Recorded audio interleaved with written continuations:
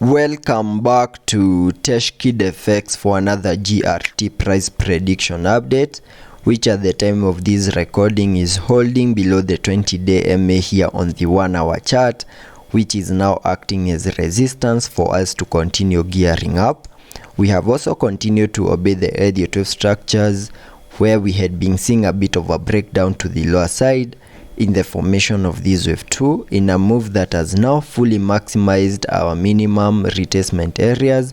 in the formation of that wave 2, and that played out after we fully peaked in the formation of that first wave in a move that gave us a high at around the $0.151 mark. And having seen the formation of that first wave and a corrective structure in the formation of this wave 2, whatever we expected next was the start of an impulsive wave to the upside in the formation of this wave 3, which is a move that has now played out and even fully maximized our minimum target areas that I gave you using the trend-based Fibonacci, connecting it from the low of the first wave to the high of that wave 1, then dragging the fibs to the low of the second wave, and that gave me a minimum retracement area at the fib level 1.618, and that gave me a minimum target area to the upside in that wave 3 at the fib level 1.618, and that is at around the $0.171 mark, which is a target area that we fully maximized in a move that gave us a high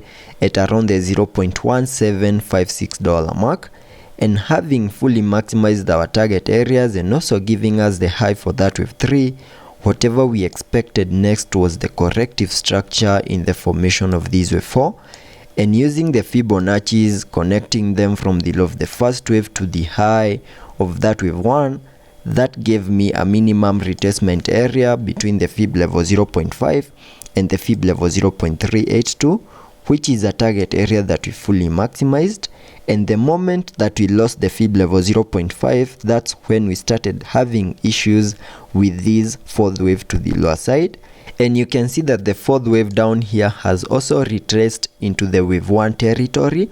which is against the Elliot wave guidelines. And because of that, this Elliot wave structure has now hit its invalidation points. And in this video, I want to remove this Elliot wave structure from my charts and give you an alternative scenario here on the GRT chart. And before I give you the alternative Elliot wave structure, first give this video a thumbs up, subscribe to the channel, and also check out the channel membership. And allow me now to give you the alternative scenario where we can term this whole structure from the 23rd of March to the high that we made at around the $0.1757 mark as the impulsive wave to the upside in the formation of that larger Elliot wave count 1 to the upside.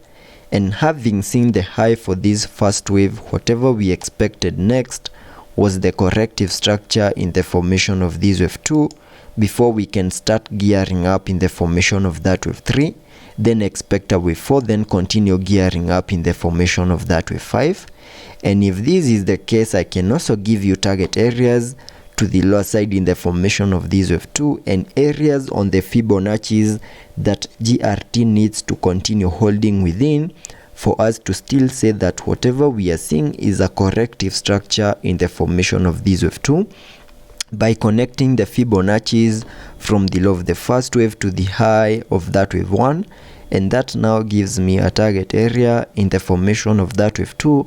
between the fib level 0.5 and the fib level 0.78, which is a target area that lies between the $0.1518 mark and the $0.1382 mark. And it is within this blue target area down here that we can expect GRT to see a reversal and also continue holding within for us to still say that there are chances of starting to gear up in the formation of this wave 3.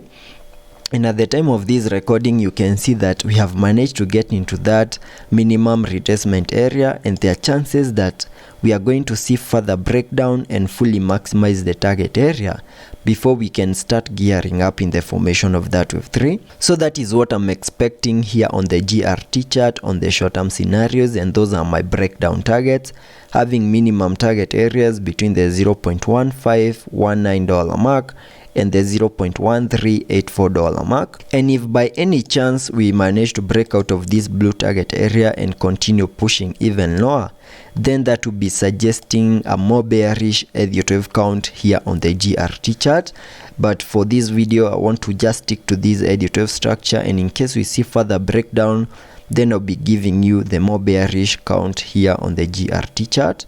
And also taking a look at the indicators. On the RSI, we are trading at around the 38 mark, meaning we have massive room for us to fully support higher prices. Also taking a look at the MACD, we have been able to print a bullish cross, fully supporting higher prices. So let's be patient and see how that plays out, and I'll be keeping you updated.